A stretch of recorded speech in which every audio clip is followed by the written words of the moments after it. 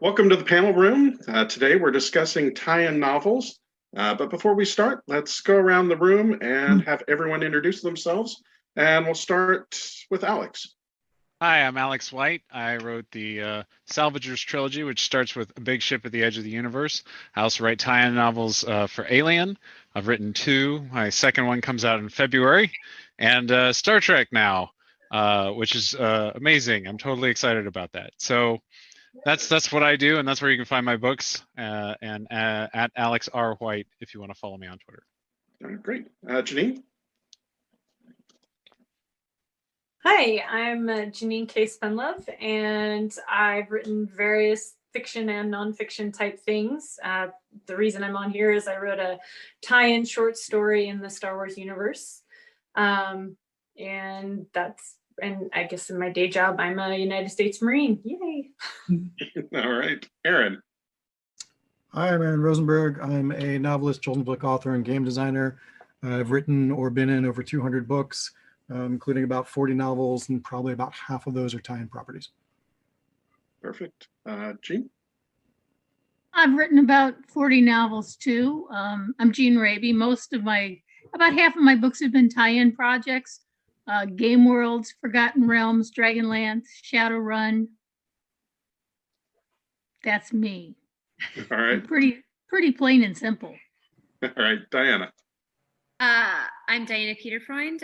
Most of my books are not tie-in novels, but the ones that are, I'm currently writing a young adult mystery series based on the board game Clue. Oh, cool. And Chris? Chris A. Jackson. I've got about 30 novels under my belt, about 10-ish novels and novellas in tie-in properties, a lot of game tie-in stuff, but I've also written some tie-in stuff for IPs that aren't game related. I won a Scribe Award for a short story last year for a tie-in that is kind of like James Bond meets Cthulhu. So fun stuff. It's with Red Hat Productions, and it's British spyish, thievish kind of stuff. But I'm having a lot of fun doing it, and just signed with a new property with another publisher that's going to be tie-in as well. So I do Shadowrun, Pathfinder Tales, Iron Kingdoms, and other gaming properties, but a lot of other stuff that's not tie-in related as well. Okay, perfect. Clay, Susan? I'm Susan Griffith, one half of the Clay and Susan Griffith writing team.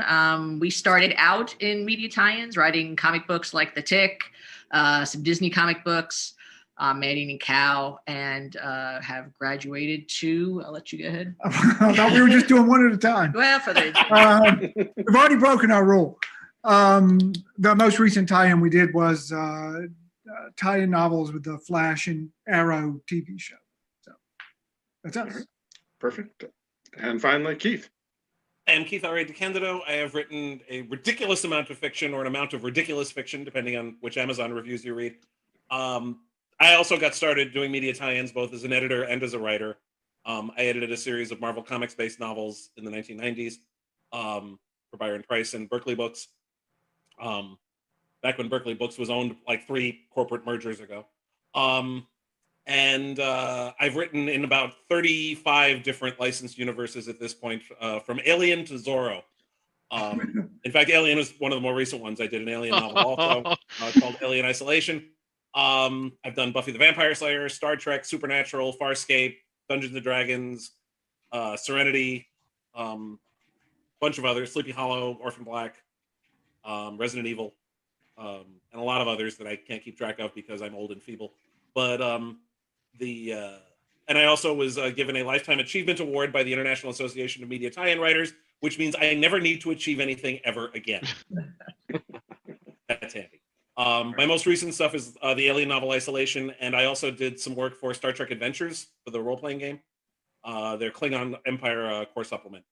And I've got another project that I can't talk about yet because I signed an NDA, and I'm sure we will talk about NDAs a lot during this panel. Oh, yeah. But it's a really cool tie-in project that should come out in 2021, and I'm really looking forward to it. All right, perfect. So let's go ahead and jump into it. I'll start with you, Janine. just tell us a little about your first experience with a tie-in novel. How did you get in? Did they approach you? Did you approach them? Okay, so it wasn't a novel. It was just a short story. I'm not even remotely as qualified as everybody else here. It was just the tie-in short story for Star Wars. It was titled In Brief. They came to me. They had they contacted me. They had a character that they wanted me to write a backstory for.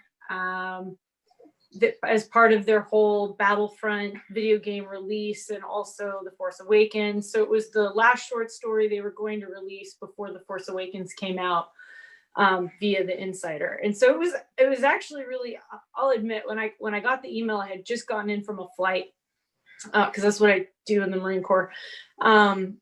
And so I just landed, come inside, and was getting ready to debrief with my crew, and pulled out my phone and checked my emails and just saw this like random one where the title was, Star Wars. I saw Star Wars in the title. I was like, I don't know who these people are. And I clicked on it and it was like, hey, Janine, we got your name from our editor. And would you be interested? And like, I just sat on the stairs and just started like crying because like, this was my dream. Like, this is all I ever. That's what everyone wants. Everyone wants a Star Wars. That's all I wanted. It's like, exactly. I was like, I don't care if I ever write anything else again. This is all I've ever wanted, is to create in this universe and add to this universe's canon. So, and that's one of the things, because that's a question I get asked a lot by people is, oh, how did you get Star Wars to notice you? How did you get them to take you? Did you submit? And I was like, no. You don't go to them, they come to you. And it was honestly, it was a confluence of events. I was very, very fortunate in that I had a lot of friends in the industry, I mean, every person here on this screen that I know is somebody who has taken me under their wing and imparted great advice to me, and has, like, Jean definitely nurtured me very, early on. Diana, like one of my first conventions ever. And I remember when I went to Diana, when I had met this Star Wars editor, and I said, what do I do? Like, I gave her one of my books, but what do I do? Do I like follow up? Do I email her? Do I Facebook message her? I don't know what to do. And Diana gave me really great advice, and and I thought nothing of it. And then months later, out of the blue, I get this email. So it was, and I'd had a friend who is a Star Wars author, John Jackson. And he introduced me to his editor, and so had that not happened, like, it just never would have happened. And it's also a little bit of luck too, because they specifically were looking for somebody who was active duty in the military. They thought it would, I think, be great. It's kind of, well, I don't know if that's what they're looking for, but that is definitely how they promoted it. Is like, hey, when you want somebody to write real combat in Star Wars, who do you bring? You send in the Marines. Is kind of how they ended up promoting it. So, they're going to try to get at it from all angles. And so again, it was just lucky, and I had a great time. I hope that answered the question. Yeah, definitely. Aaron, how about you? Requires me to unmute. My first tie-in novel was actually Star Trek. So back in 2001, but I'd been doing role-playing games for probably 10 years before that. I've written a bunch of role-playing tie-in properties and things like that. But the novel came about actually, like Janine said, it often has to do with how you meet people and things like that. I had recently moved to New York. One of the people that I knew actually was a fellow alum from University of Kansas named John Nordover, who was one of the senior editors on the Star Trek line. And John and I had known each other for years and years. We'd been in classes together back at KU and things like that. And he wasn't interested in having me write a Star Trek novel because I'd never written a full-length novel before. I'd done tons and tons of RPG work, all kinds of short stories, but no full-length novels. And he said, write a full-length novel, and then we'll see. And then another friend of ours mentioned to me a short time later, there's a new line coming up, a new Star Trek line called Star Trek SCE. And that you might be able to get in on if you're interested in it. I was like, all right, so what is that exactly? And they said, well, it's kind of like Star Trek CSI in a way. And I said, ooh, so like Star Trek with like mysteries and police procedurals and things, sign me up. And so that's how I got started with it. I wrote a book called The Riddle Post, And Keith, I can't remember if you became my editor in the middle of that or on the next one I did.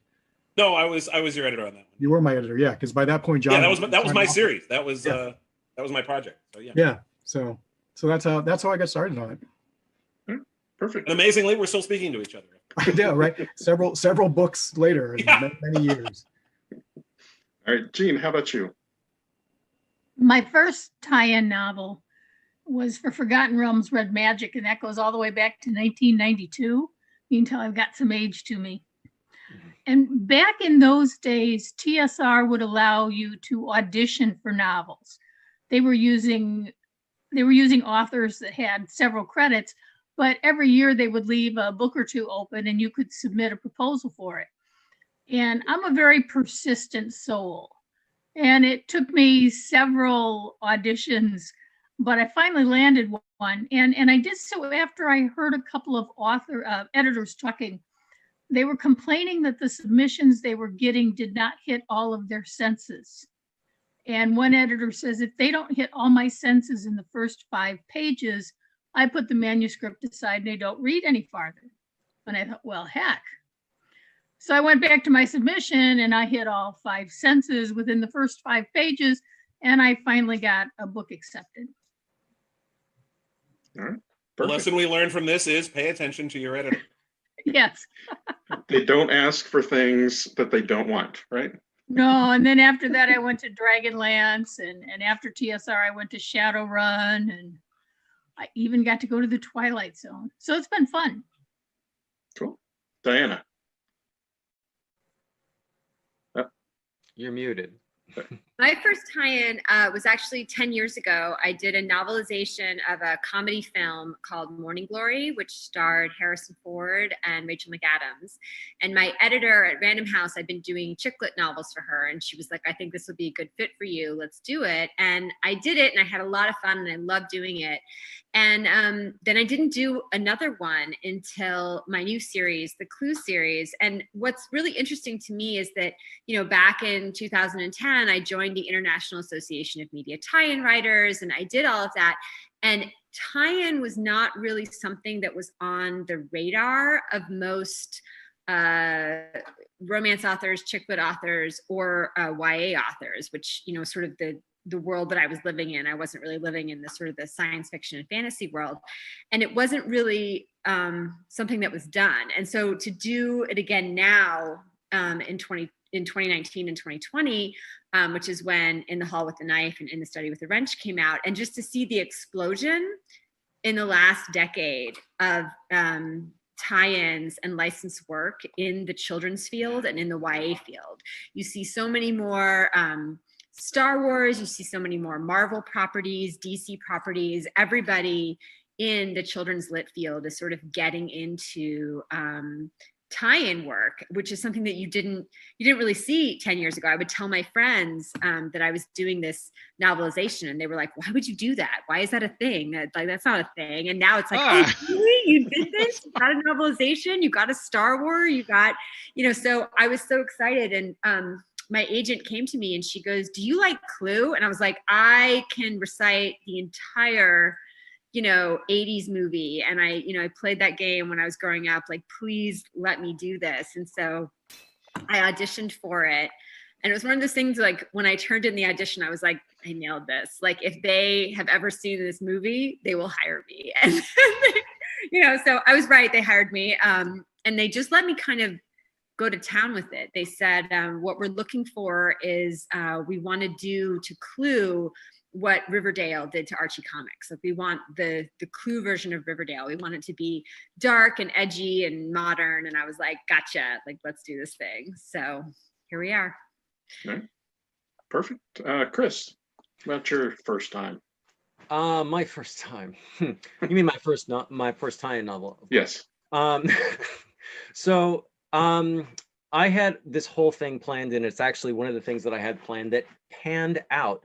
I had been a gamer for decades and really enjoyed the Pathfinder role-playing game. And I'd been doing a lot of conventions. I'd gone to a couple of Gen Cons, and I knew that every year Paizo had a huge presence at Gen Con, and I knew that they just started a line of novels, the Pathfinder Tales, and I'd read every single one of them, of course, and I knew I had met the editor for the line, Sutter, James Sutter. And so one year at Gen Con, I screwed up my courage and walked up to him after a panel. The panel was appropriately named, "So you want to write for Paizo?" And I said, I introduced myself and I said, "Hey, you're doing the Pathfinder Tales and I love the novels, and you've got all this water on your map and you're not doing any pirate stories, and I'm your pirate guy. I just came off a 4-book series with a small press that won some awards, and I can write pirate fiction. So let me pitch to you." And James said, "Well, send me a writing sample." So I sent him my best, couple of chapters from this other series, the Scimitar Seas novel with Dragon Moon Press that won me some awards. And I did those covers. of course. And we were actually in the Caribbean on my boat when I got the email. It was like the first of the year, and I have absolutely no doubt that James was cleaning out his email bin and found my email with the writing samples, and he said, "Write me some short fiction for the web fiction. We'll see how it goes." And I gave him what he wanted. I gave it to him fast. I gave it to him clean. And then lightning struck, and somebody fell out of their novel schedule. They'd promised them a novel and they couldn't deliver. And he said, "Look, if you can get me a novel in 5 months, it's yours." And I said, "Yeah, okay, I can do that. Not a problem at all." And then I squeed really, really loud and wrote a novel in a month. Seems very leisurely to me. Yeah, well, no. Yeah, that's an eternity, man. Keith and I are sitting here going, "Wait, how many novels can we do in that time? Hang on." Well, yeah, but I wrote the novel in a month. That's good. But it was dirty, and it took a couple more months to clean it up. But and that's kind of why my editors with Tie-In like me, is they don't have to bleed through their eyes to read my work, right? That, and I write what they want. I have zero ego, so it's like, just tell me what you want. Don't worry about bruising me. You're not going to. I have a really thick skin. Just tell me what you want. So so it worked nicely. And got 3 novels out with them, a couple more still kind of lurking in the shadows. And then every year at Gen Con, it's like somebody comes up to me, "Hey, you want to write for this? You want to write for that?" It's amazing once you get your name out there. Especially big cons like Gen Con, it's a target-rich environment. And I even wrote my first horror novella with Arkham Horror that I really enjoyed with Fantasy Flight Games. And it's just one thing and then another. And with IAMTW, I got some work for them writing Traveler, a game I played in college that long ago. But it's just too much fun. I just love it. Perfect. Clay or Susan? Our story is kind of similar. We published a few things, small things on our own, tried to meet people, tried to make connections. The thing that sort of ties in all of our early tie-in stuff, whether it's comics or we did some middle grade TV novelizations, we would submit our stuff to editors, to publishers, and they, or agents or whoever, and they would call and say, "We don't want to do your stuff. Would you be interested in doing our stuff?" Because they saw that we could do it, but they didn't want that. They had needs, and so we'd say, "Yes, that would be great." And we did the Tick middle grade novelizations of the old cartoon show. That's kind of how we got the Flash and Arrow too, through personal connections, not pitching immediately. This is Susan's big thing that she always drums into me: build a personal relationship with people in the business, with editors, get to know them, go to conventions, just be friendly. Don't always pitch. Don't hit them with your business card or your sample the minute you meet them. Sometimes it can take a year or two, but eventually, if you've got other things published, if you can show you have the chops, they'll come to you when they need something. And we've also turned things down. We've had editors ask us to do things, and we've said, I don't think we're right for that. You can find someone better. Now, if you can't, come back and we'll do it. But that's not our wheelhouse. And I think they appreciated that, and they came back to us later with other things. So, Perfect. Keith. My story is pretty much non-replicable, which I always love telling people when they ask me how I got started. I got started as an editor, actually. Like I mentioned, I was editing a series of Marvel comics-based novels and short stories. We did about 54 books between 1994 and 2000. And we led off with 2 Spider-Man titles. A Spider-Man novel called The Venom Factor by Diane Duane, and an anthology called The Ultimate Spider-Man. This was in 1994, 6 years before Marvel did their Ultimate line. And I put it together with my co-editor at the time, John Betancourt. And we had stories for all the villains who were on the cover of the book, except for Venom. The cover was done like way before we even started the thing. And we needed a Venom story. We had submitted 6 different Venom stories by 6 different authors to Marvel. Marvel had rejected every single one of them. So we went to that. We're past the 11th hour at this point. And we asked them, what do you want to see in a Venom story? They gave us a sentence. Armed only with this sentence, John and I wrote the story in about 2 days because we didn't have time to assign it to anybody else. Like the book was due to be printed, or to be produced anyway. And so I did a draft of the story, gave it to John. John tore it apart, rewrote it from the ground up, gave it back to me. I tore it apart, rewrote it from the ground up, gave it back to him. And that was how I got started writing tie-ins to make the cover work. That led to other work, and working as an editor, I was working with a lot of writers who were also putting together other projects. So I got to write a Doctor Who story because the anthology was being edited by somebody from whom I had bought an X-Men story for one of our anthologies, and a couple of others as well. So, and what Chris had said is absolutely true. These things tend to snowball. Once you start selling things, and in particular with tie-in work, once you start establishing that you can hit deadlines, and that you can match the style of whatever it is you're tying into, that it fits the voice of the property, then you will get more work because that's a valuable skill, and it's not a skill everyone has.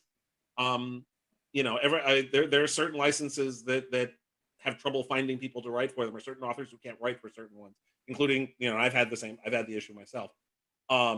So that's a valuable skill. So it just kind of snowballed down the hill, and then eventually, here I am now. All right. Alex, finally. Well, I fucking bowed and scraped is what I did. I got an agent after like many years of submitting novels to various agencies, and my agent set up a meeting with the editor of Titan, who did Alien, the publicist from my debut, which came out with like a kind of a mid-list press, Solaris, if anybody's heard of them. Anyway, that publicist had moved over to Titan Books, and she said, if you ever want me to send you any books, I love your work, please let me know. And I looked and I was like, oh, you guys do Aliens novels? Like, how do I get in on that? So my agent set up a play date with the editor, and I was 3 sheets to the wind drunk the first night of Dragon Con, and Steve moved up the meeting by 2 days, and he was like, I need to meet you now instead. Can I hear your pitch? And I'm like, sure. So I had 3 pitches that I had memorized. I mean, like, I've done lines drunk before. I'm in theater. I've done theater. So like, so I did, I had my pitches memorized and in realtor order, which is second best, worst, best. So you take them through a little journey of, oh, I like this, but I'm not sure about it, to, oh, maybe this person's not the one for the job, to, wait, no, that's really good. That's genius. I love it. Right? Like, that's the goal anyway. It seemed to work. I'm not going to say that it would work every time, but I do help my agent sell some books. So. All right, perfect. So my next question, you could take a lot of different ways. I'll start with you, Aaron. How do you tackle the challenge of a tie-in property? We've already heard, NDAs, we've got canon, you've got characters that people love or hate or love to hate. How do you just get into all of that and, thread the needle, I guess? Well, so for me, the most important things are, a couple people already said, what do you want? Which is crucial. But the other really important side of it is getting the voice right. That may mean as specific as getting the voices of the characters if you're doing established characters, or it may mean getting the voice of the world, getting the voice of the IP in general. But just, it obviously really, really helps if you're already a big fan of whatever property it is. I've been lucky enough to work on some properties that I love, things like X-Files and Eureka and, Star Trek and a bunch of others, but if you don't already know, especially whatever aspect of it they want you to tackle, you need to learn it. You need to really sit down and pour yourself into it and immerse yourself so that when you start writing it, you are living it and breathing it. Because, for me, that's the thing that, not so much the editors, but really the licensors and the readers are really going to notice, is whether you really love this or not. If you don't, you can fake it to a degree, but you can only fake it so far, but you have to find something in it that you love and that speaks to you, and let it speak and really try to be authentic with it in terms of what it is. Is there a difference when you're working on, say, based on TV series or movie, or based off of a role-playing game or video game? Well, it's a lot easier, working on like a TV show. I mean, I did 2 Eureka novels, and the beautiful thing about those is I had 3-4 seasons of Eureka to consult, and I was already a huge fan of the show, so I knew the voices of the characters. Like, I knew not only what they looked like, I knew who they were, I knew how they moved, what they said, I knew what their idiosyncrasies were, what their vocal tics, their facial tics. I knew all these things about them that I could then put into the book. And that's an amazing resource to have, because as long as you can hear it, as long as you can refer back to it, and you can make sure that your things match up to that, if you nail it, it's phenomenal. I mean, the greatest thing for a tie-in writer is having people come up to you and say, this was just like watching an episode or just like watching another movie. I heard these guys. All right, perfect. Jean, how about you? Still on mute. I worked on both. I found that I have a lot more freedom when I'm working on a game product, especially because the game manufacturers, which I've done novels for, don't want you to use the main characters, or if you use them, only use them tangentially, not as a star. That's let me develop my own characters and my own villains and my own creatures. So it gives me it lets my sandbox be a lot larger. And that's what I've liked about that. If I had to pick a media property or a game property, I would pick the game property. Okay, and how were they with you adding something that would then become canon? Are they okay with it, or? They've always been okay with it, and usually they would turn around and take some cool thing that I'd put in the book and turn around and make it part of the game material. So it's kind of like, I thought that was just kind of neat. Some of my magical spells or magical effects, especially with the dragons, transcended into the game material. I really like to play with dragons. All right, perfect. Diana, how about you?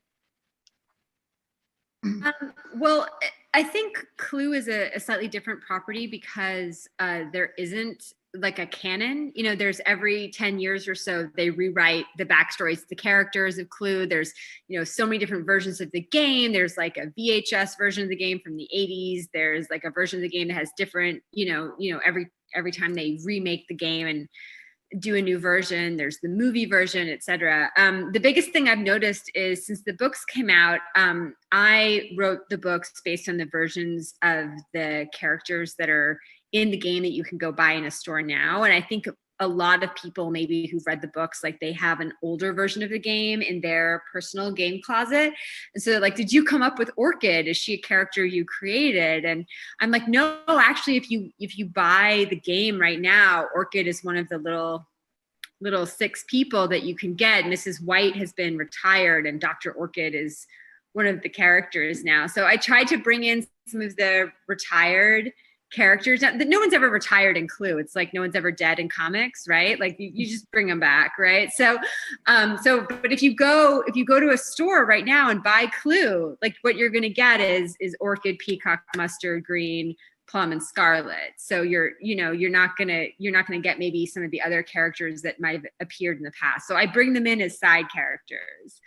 But it's other than that, they just kind of let me do what I want to, because I was already making teenagers, so I could make them be whatever they were going to be. I mean, I just tried to stick to kind of our idea. So like obviously Colonel Mustard is not a colonel because he's 16, but I made him like a transfer from a military school, that kind of thing. All right, perfect. Chris. I think what Aaron said is really key. First, you have to kind of sit down with your editor and hope that you click. Nothing is more painful than working with an editor you don't click with, that you don't understand what they want and they don't really like. They can't put their finger on what you're not doing correctly, or by their terms correctly. But I've been super blessed with, for the most part, clicking with my editors.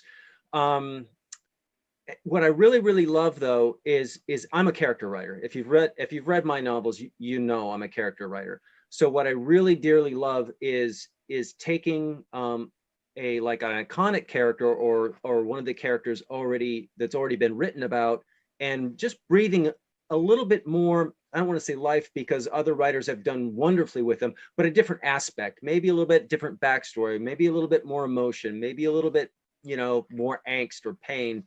And I find that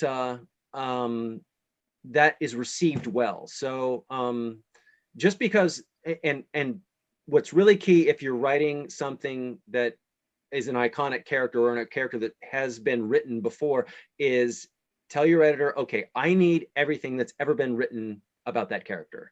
Even if it was just, if he was in the room, I need to read it, so that you're not gonna, stick your hand in a fan blade or something like that. Just, you need to do it right. You need to know what's already been written, so you're not going to, trip over your own feet.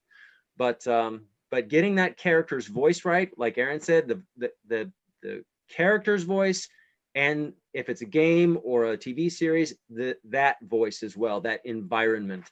So, but I've had a lot of luck doing it, and yeah, it's all about the characters for me.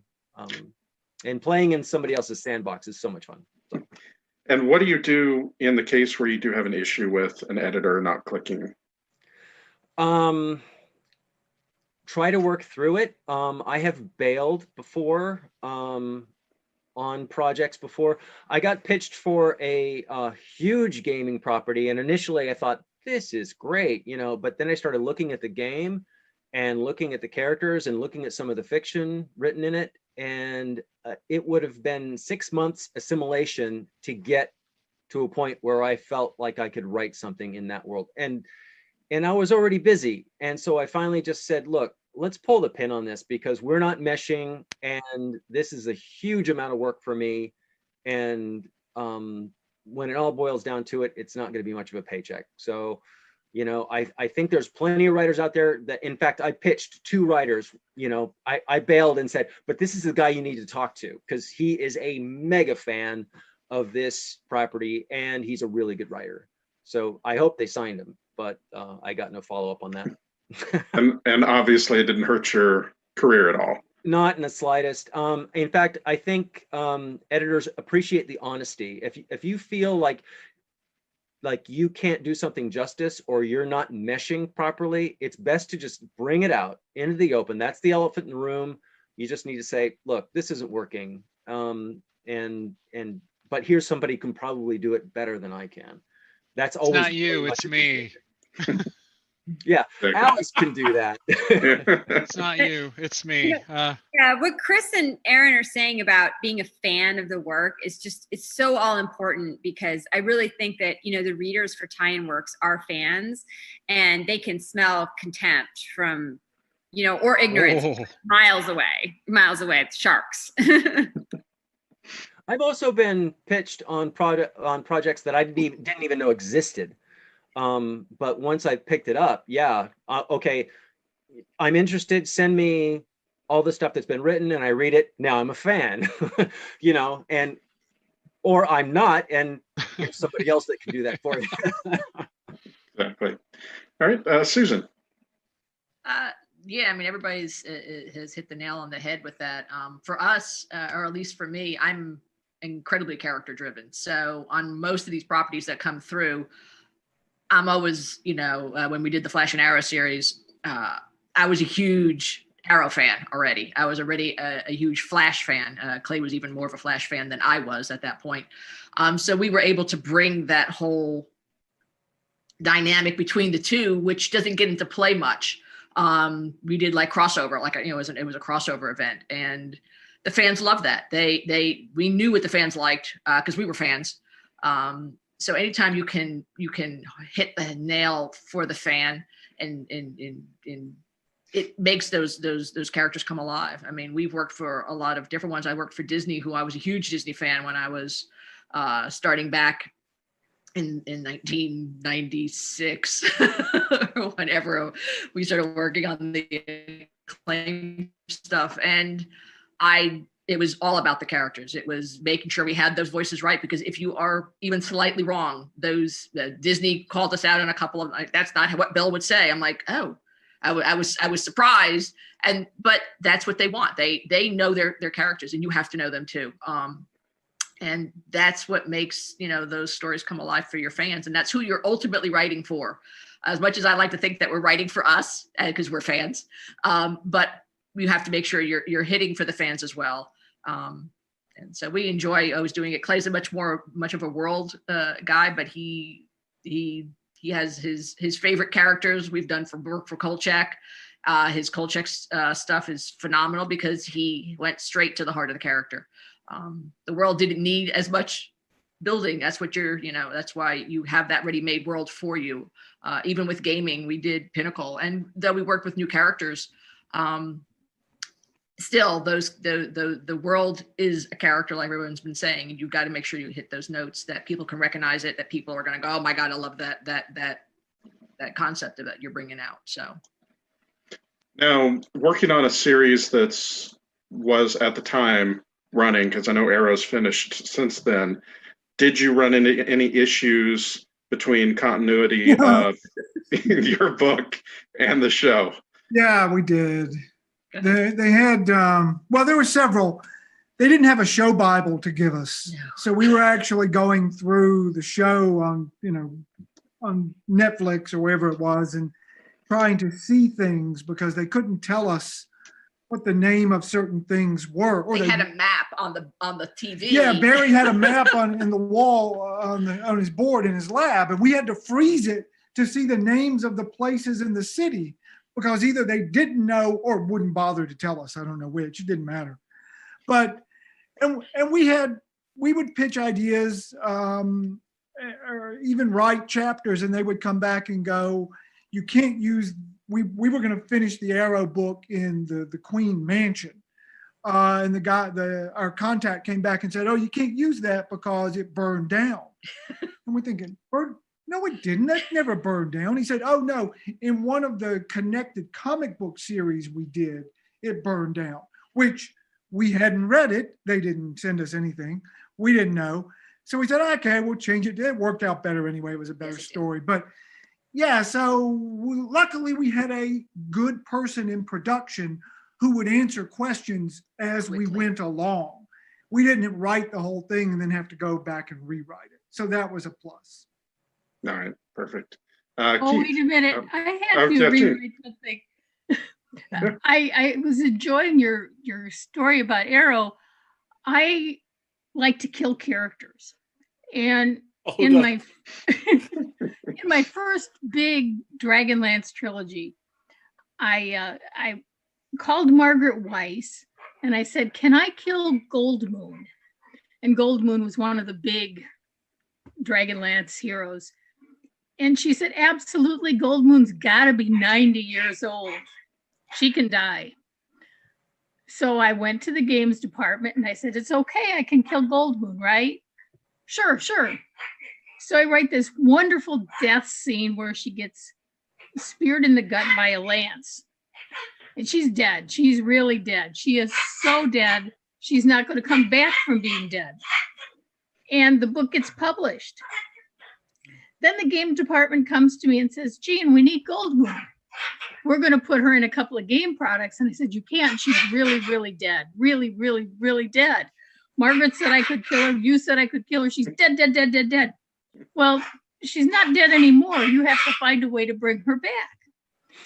So in the next book, I had to have her resurrected so the game people can continue to use it.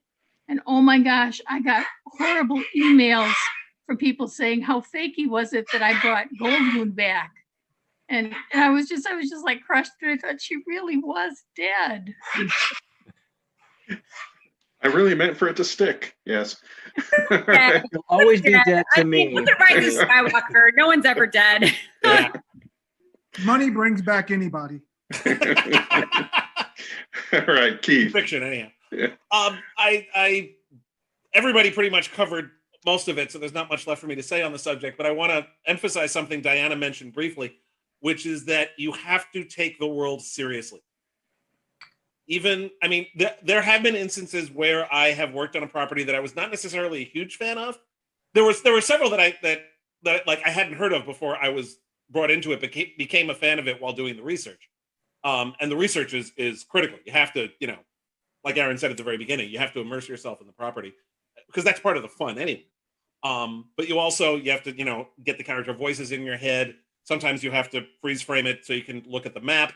And you want to be able to, see how the characters interact with each other, how they speak, what their vocal intonations are. That's all really important. There was a novella I wrote in the Star Trek universe that teamed Picard and Sisko up because tie-in fiction doesn't care about actor availability. So we could do stuff like that. And there was a line of dialogue that I had originally given to Picard, and I realized, no, Sisko has to be the one to say this thing. And I completely rewrote the entire sentence because Patrick Stewart doesn't talk the same way Avery Brooks does. And you have to be aware of stuff like that. But you also have to have, even if you don't necessarily have affection for it, if it's not necessarily your favorite thing, you have to take it seriously. You have to believe in the world as it's presented, even if it doesn't make sense to you. I got a really hard lesson in that when I did a CSI New York book. I am a police procedural junkie. I write police procedurals. A lot of my original fiction and some of my tie-in fiction are police procedurals. CSI makes my brain hurt because it is so completely not how crime labs work. It is not how police procedures work. But that's what the TV show was. So for the purpose of that book, I had to shut that part of my brain off and treat the NYPD the way CSI New York treats it, not the way the NYPD really is. And that's an important thing to be able to do, to be able to completely put yourself into that world and take that world seriously and believe that world and make the reader believe that that world is the same one that they're watching on TV every week or that they've seen the movie of or that they play the game of. Because I think with the tie-in fiction, more than the other kinds of fiction, you are writing to established fans. And so, I think that there is something to be said, like when I was talking about how in the last decade in young adult fiction, you've really seen tie-in come up. I think it's because it's sort of like the apotheosis of the fanfic world, right? Like it's so, it's so pervasive now that everyone's just like, well, you're writing to the fans and this is what you're doing. And that is kind of understood in a way that it maybe wasn't earlier. And so I think if you don't respect the work, like Keith said, even if it's not, something that you were a fan of originally, because you are writing to people who do truly love it. And otherwise, what's the point, right? Now, Keith, you mentioned earlier NDA. Yeah. It seems kind of strange when you look at other fiction that you would have to not talk about something. So tell us a little about why an NDA is required in this type of? Well, there's two reasons. One is just the general control of information that Hollywood in particular is obsessive about, particularly in the last 20 years or so. That they don't want information about a project to come out any sooner than is necessary. And especially, you know, given the number of news sources out there, and the number of people who want to know things, and also how spoiler phobic people are, I understand the need to control information up to a certain point. Also, a lot of times it's you'll be in, like in the case of the NDA I am currently suffering under. The project is one that has only just barely been announced. There's not much information out in the world about this project yet. And the fact that there will be tie-ins to it hasn't been announced yet. So, and the work I'm doing is only at the very preliminary stages. They don't want to announce it until it's ready, until it's much farther along in the process, which only makes sense. You know, you don't want to announce something because there's so many different ways that a project can get screwed up between the concept and when it's all written, that you don't want to announce something prematurely. Although some of the NDAs do get ridiculous. I did a Star Trek book called The Klingon Art of War. I signed both the contract and the NDA. The contract was 4 pages long. The NDA was 12 pages long, which is ridiculous. But you know, like it's mostly about the control of information in an age when everybody talks about everything online already anyhow. All right, thank you for that. Alex, what about you? How do I tackle the challenge of a tie-in? Is that the question still? Yes. All of the challenges that come with tie-in. Well, I mean, for my perspective, you know, the biggest challenge is just story development. I want to make sure that I write something that's in conversation with the original works, that assumes that you've seen the original works and expect as table stakes the tricks from the original works, but require me to do something that hasn't been done normally.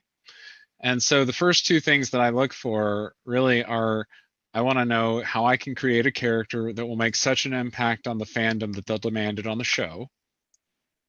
You know? And then I want to know how I can write as walled off an area as I possibly can from the main plot line so that I can do anything I want to. I don't like having to know a lot about other people's characters and the 10,000 novels written about poor Ellen Ripley and the poor Ripleys.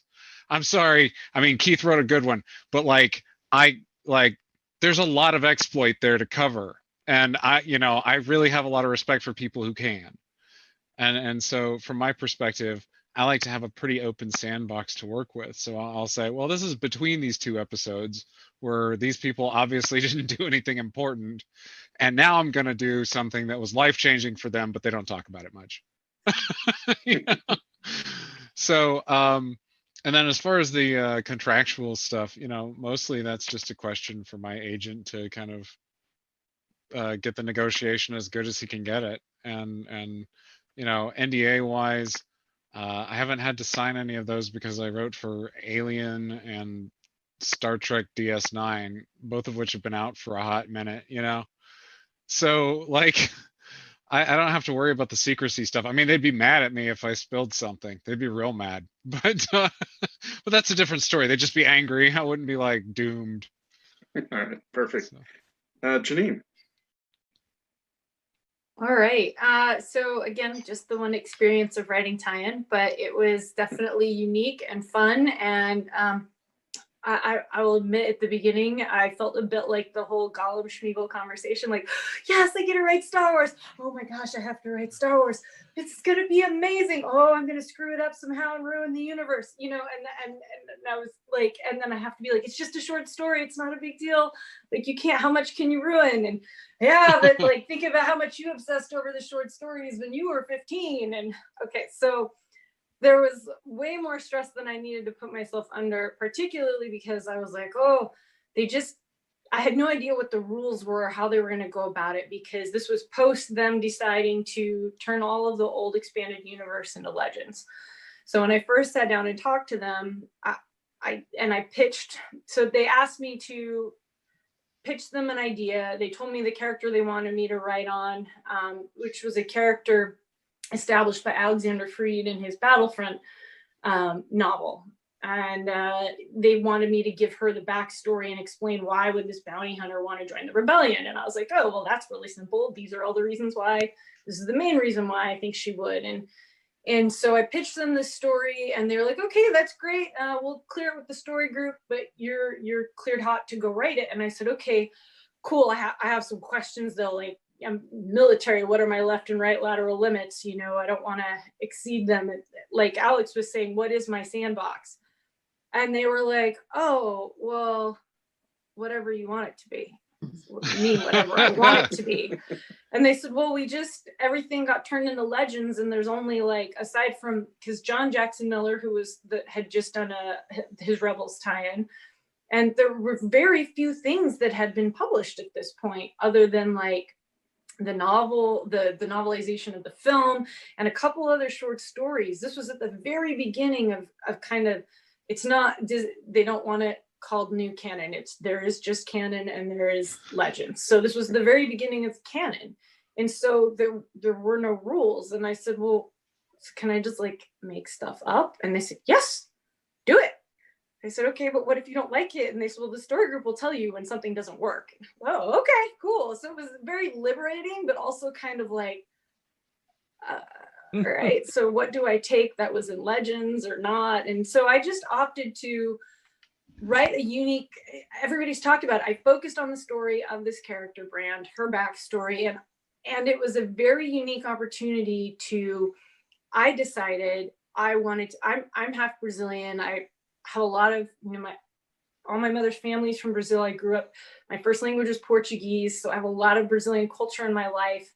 And my daughter's Mozambican. And so I very much wanted to try to inject as much of our non-American culture as possible into the story. Additionally, I also wanted to change or add some things that, because this was going to be a very militaristic story, some things that I don't want to say people do wrong, but just weren't my experience in the military and my experience with combat deployments and things like that. Like, I've literally never seen anybody play poker in any of my deployments, any of my time in my 20 years in the Marine Corps. I'm sure it happens. I've just never seen it. We always play some version of spades, something, something along those lines, whether, and there's a million different variations of that. And so, I was talking to my friend Brian Young. I was like, I want to put this game Spades in there somehow. I got to find a way. And he was like, just call it Lifters. And I'm like, oh my gosh, yes. So if you read it, Spades is now canon in Star Wars, but it's called Lifters. And I named characters because I was like, if I'm only ever writing one Star Wars story, I'm going to name all the characters after friends and family members. And I killed them all off brutally in fights. And because, like Gene, I like to kill people too. And, I'm not going to clarify whether figuratively or literally. No, just kidding. We're talking about storytelling here.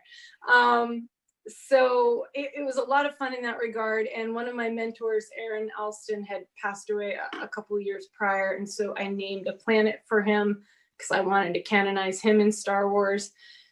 So it was essentially, I felt like, and this is going to, I don't know if this is going to sound weird or not, it felt like I was writing Star Wars fan fiction because I've written plenty of fan fiction in various different universes. And I was like, I'm just making stuff up and it's got Star Wars slapped on it. Like, it's awesome. This is great. And then I turned it in and the story group looked at it and they really just came back with a couple like, okay, that we don't think that alien species, because I had the Falleen doing something that they didn't like. They're like, just change that, change a couple happy to glads. But they really let me just kind of have my head and do what I wanted. And in fact, really the only big pushback they gave me is the main character. I'd named her Loudon and gave her the nickname of Ren.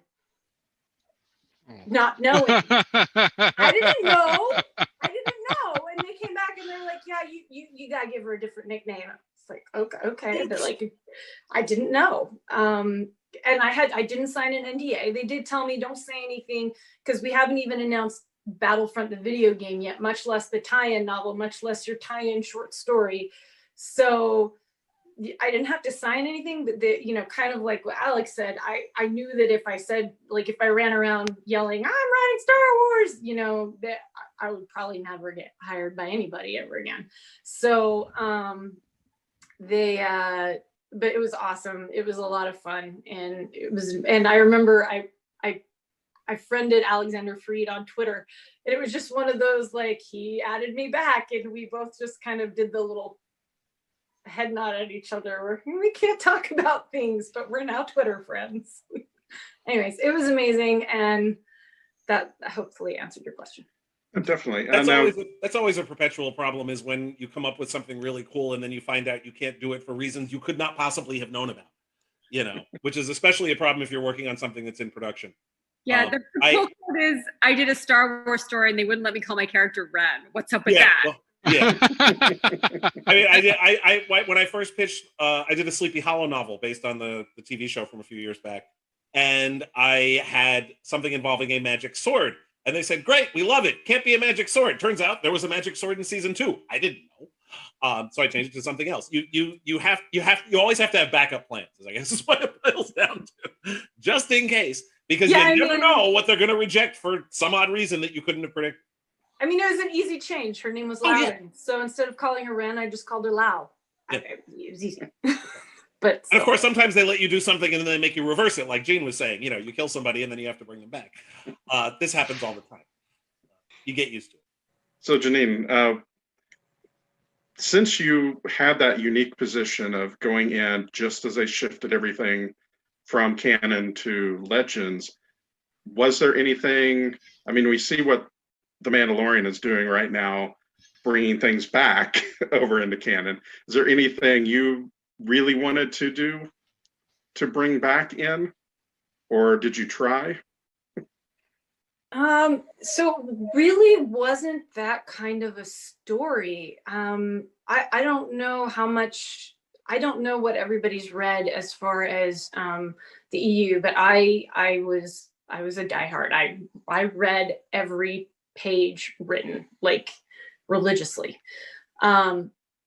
And it was primarily about Jedis and their offspring, and the big three, and kind of any of their any offshoots from them. This was a story about your average, for lack of a better term, your non-force wielding soldier, sailor, airman, your military members.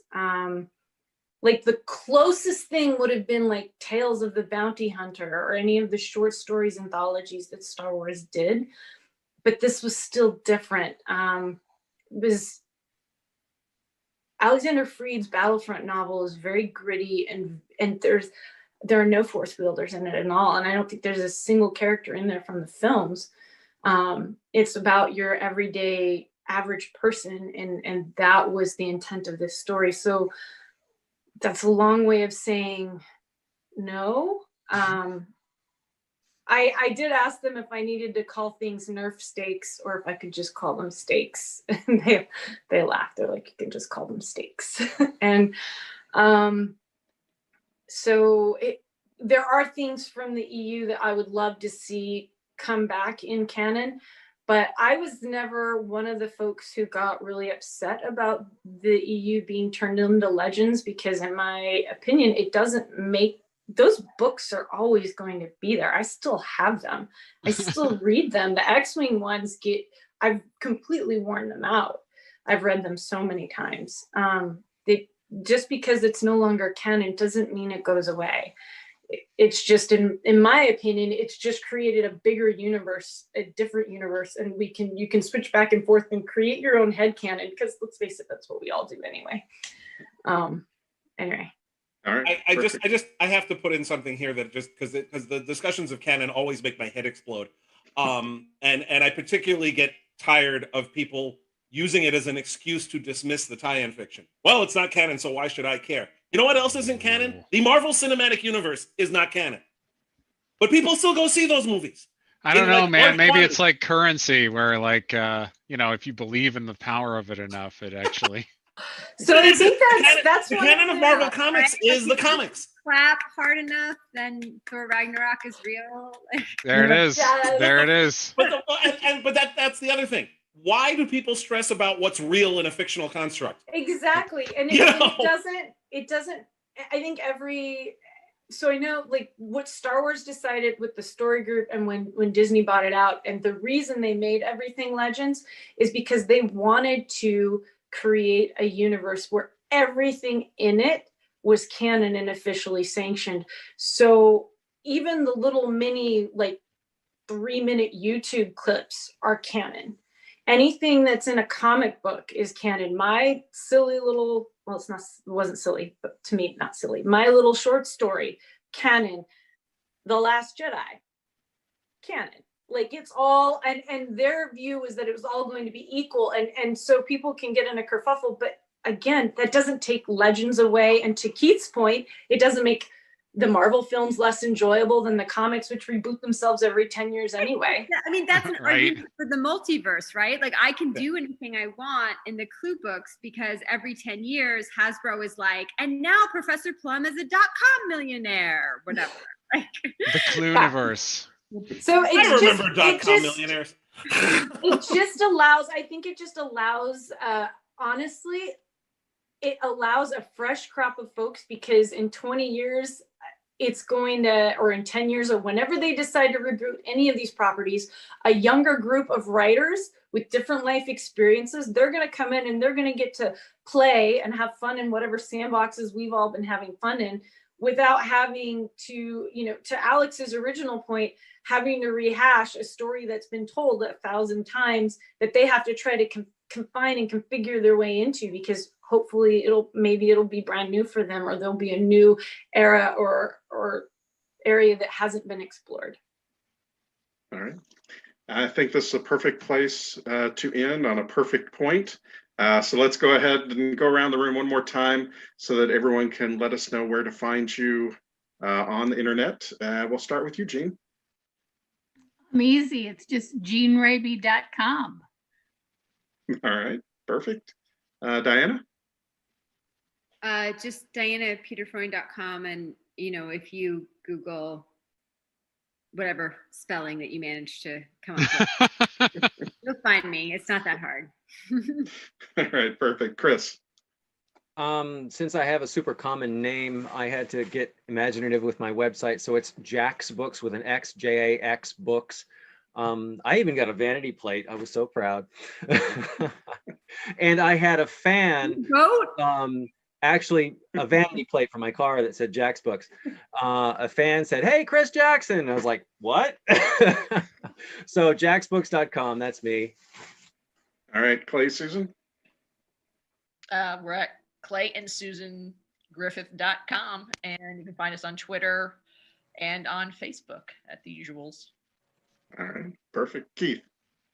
DeCandido.net, my last name, .net, which is a spectacularly primitive website right now that looks like it was designed by somebody who learned HTML in 1996, because I learned HTML in 1996. I'm in the process of making it better. I've hired somebody who's making it better. But for now, it's a link dump. It brings you to the ordering links for my most recent books and all the different places to find me. Is it like a GeoCities website? It's not quite that bad, but close. Nothing sparkles or blinks at the very least. But it links to Facebook, Twitter, Instagram, Wikipedia, Tor.com, where I do a lot of pop culture writing, my YouTube channel where I've been reading my short fiction, and a bunch of other stuff. So if you go there, you can find me. All right. I'm very Alex? easy to cyber stalk. All right. Alex? You can find me on Twitter at Alex R. White, and you can find my website, alexrwhite.com. And I had to do that because there are a lot of Alex Whites in the world, and I lost the domain the first time by accident. So I really regret that bad move from 2005. But anyway, yeah, and then find me on bookshelves next February with Alien Into Charybdis. Perfect. Janine? I am at JanineKSpendlove.com or JanineSpendlove.com. It all routes to the same place. I don't think it's been updated in years, though, to be honest. If you really want to get a hold of me, find me on Instagram, sometimes Facebook. I have a Twitter, but I don't like using it.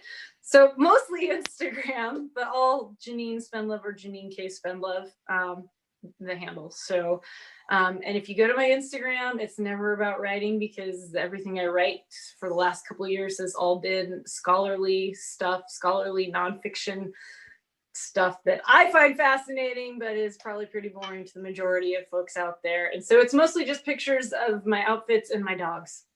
So if you want to see cute puppies, good, there you go. Who doesn't want to see cute puppies? But my stuff's all on Amazon and yeah, so or your local bookseller maybe can probably order it for you too. Perfect. And finally, Aaron.